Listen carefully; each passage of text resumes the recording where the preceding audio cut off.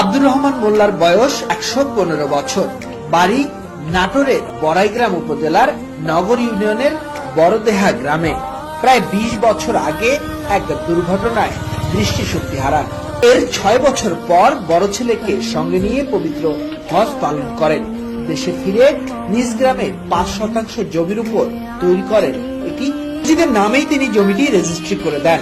এরপর নিজেই সেই মসজিদের মুয়াজ্জিন হিসেবে দায়িত্ব পালন শুরু করেন। কিন্তু জটিলতা দেখা দেয়, প্রতিবন্ধকতাও জয় করে ফেলেছেন শতবর্ষী এই বৃদ্ধা।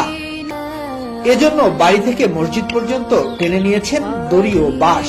এরপর দড়ি আর বাঁশের সাহায্যে নিয়মিত মসজিদে যাচ্ছেন। আব্দুর রহমান মোল্লা জানান, এই বয়সেও আল্লাহ তাকে অনেকটা